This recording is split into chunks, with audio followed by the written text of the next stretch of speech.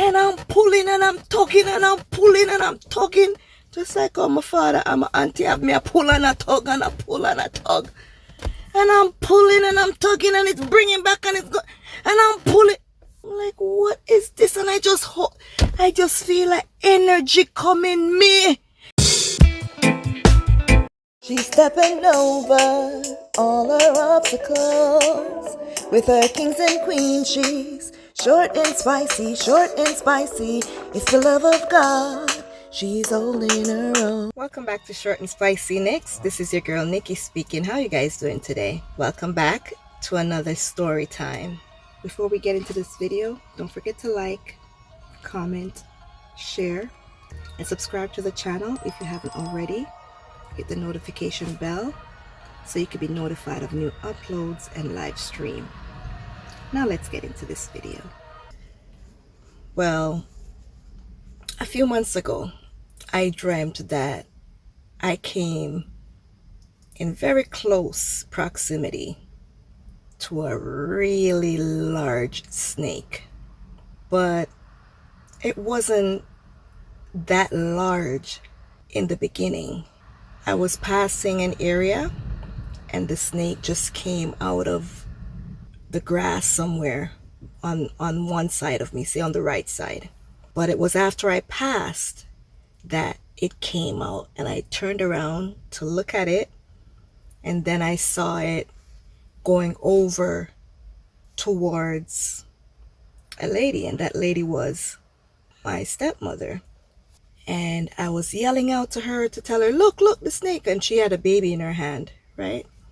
And the snake tried to attack her, but there were like two gentlemen there with some sticks, like a big stick or something. And they wrapped up the snake and discarded of it. But by the time it was over by her, it was a large, kind of like a tan with some other marks on it. You know, some other stripes or something. I don't know what to call it. So I was telling my aunt about that dream, and she's like, oh, you defeated it. Whatever it is, it didn't bite you. You defeated it. Because, you know, Jamaican, how they read your dreams, and if you drink of fish, someone's going to have baby. If you drink of mango, fruits, ripe fruits, green fruit, all of those type of stuff. I have no clue, okay? They know their dream. So it brought me to my childhood, and I decided I was going to share this real life occurrence with you guys. It's not a dream. This wasn't a dream. This happened to me in real life. I think I was at the age of 4 or 5 when my father took me from Kingston, Jamaica to go live with his uncle and his uncle's wife. So that would have been my granduncle and my grandaunt. And I remember it being a tussle between my father and my aunt on my mother's side, because I was living with my grandmother at that time, and I guess it was just too much for him to keep giving my grandmother money to take care of me. So he said that he was going to take me to the country. And I remember my aunt Dunette brought me to go see my father, and I didn't know what was happening, and I was worried because I'd always been afraid of my father from a very young age. And when she was bringing me, and I asked her what's going on, and she said, I'm going to my father and I'm not going to come back. He's taking me somewhere. And I remember I was crying. I'm a crier from a child. Cry. And I loved living with my grandmother from the time I know myself. My grandmother was the love of my life. I love my mom and everything, but I grew with my grandmother, and that closeness was just something different.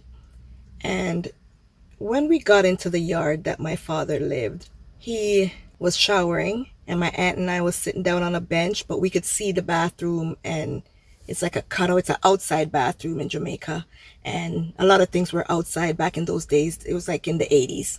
So a lot of people in Jamaica didn't have indoor showers, indoor bathrooms, and it's made outside, right? And it's not your typical showers like here in Canada.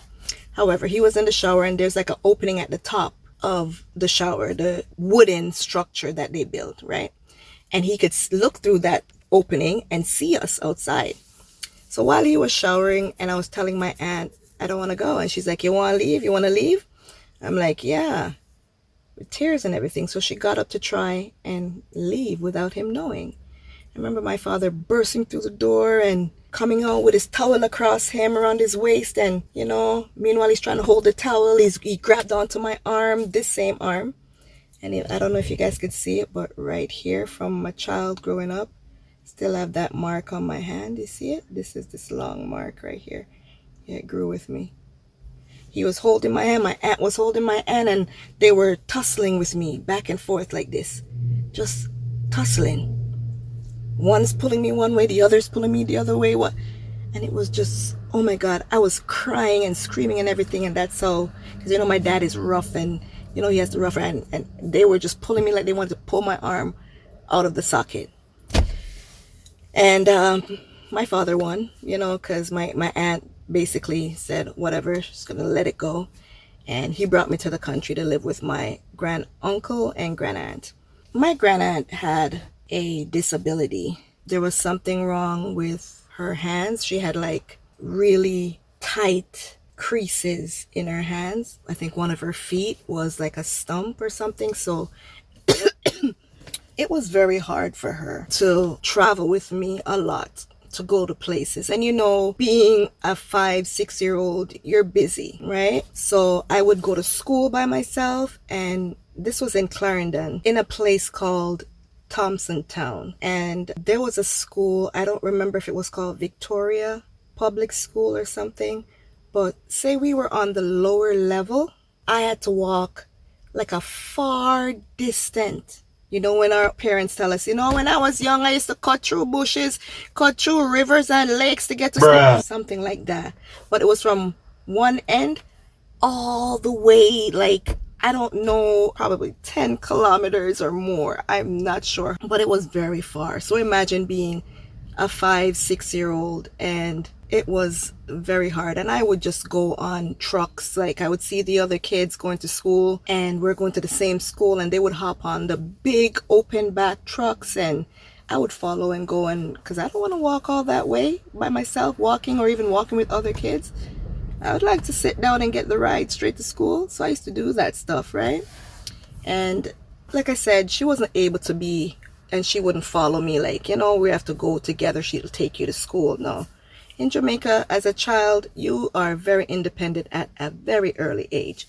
So that's basically what would go on. And she's a very good cook and everything, but she was very strict as well. By that time, living there, I think I was probably around 5 or 6 years old. And like I said, in Jamaica, it's outside bathroom. And there, where we lived, was a pit toilet. I don't know if you've ever heard of a pit toilet. They call it a latrine. You could Google that and see what it is. It's the same wooden structure to build the outside, but inside, it's like a massive hole, probably a 9 feet or more hole that they build around makeshift toilet, the covering for the top, right? And then inside you have a little room, not even so much room, probably even smaller than the front area of my car right here, right? Like a square. And it's just a big covering at the top where you sit on, like a toilet seat. And that's also made of wood, you know? And when you sit over it, it is so scary, because once you go to number 2,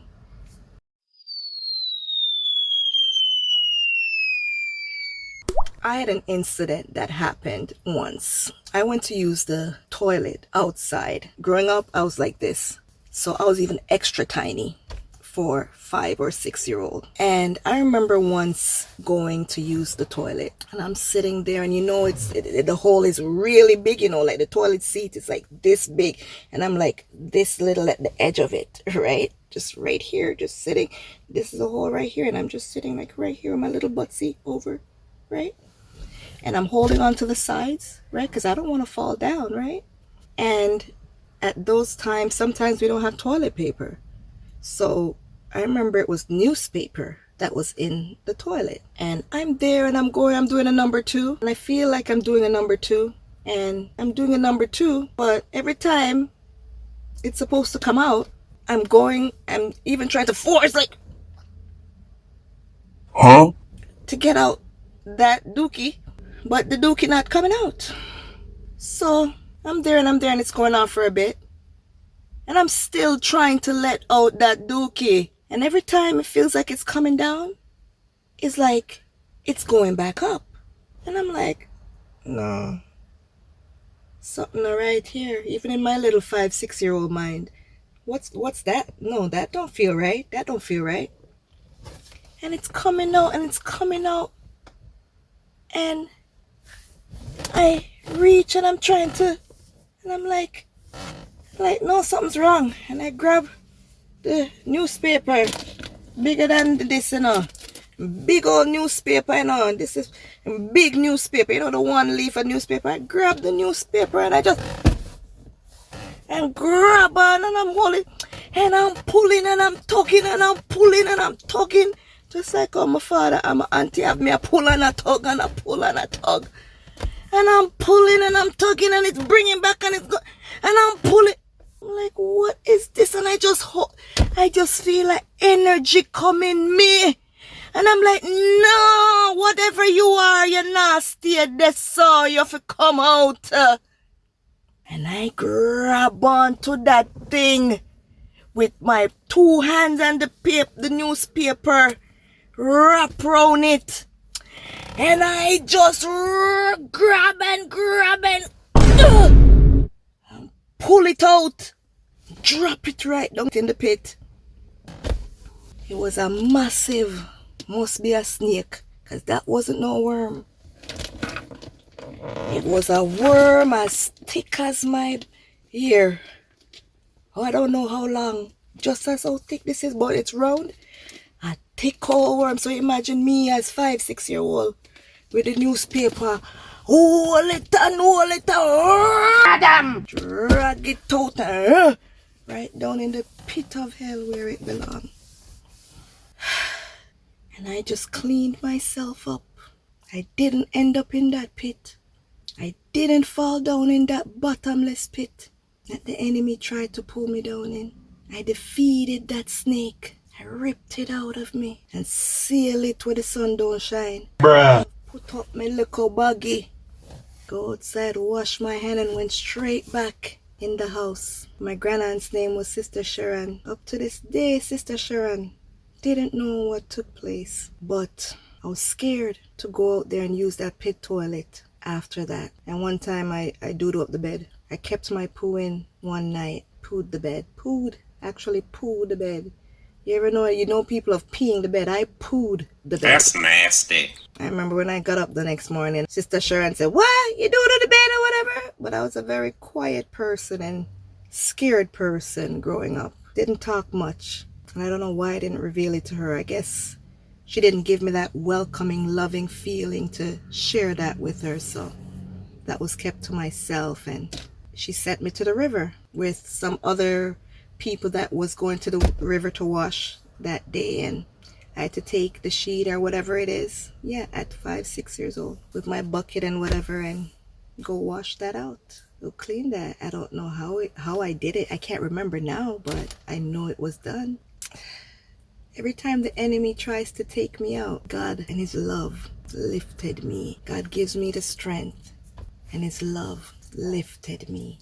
So that's my story. It's one more example. When the enemy has plans for you, God can change that. God can remove the serpent out of your way. So I pray that you were lifted by this story, by my experience, and just trust in God and know that he's been fighting battles for you without you even knowing he was. Thank you guys for watching. Don't forget to like, comment, share, subscribe if you haven't already. Hit the notification bell so you can be notified of new uploads and live stream.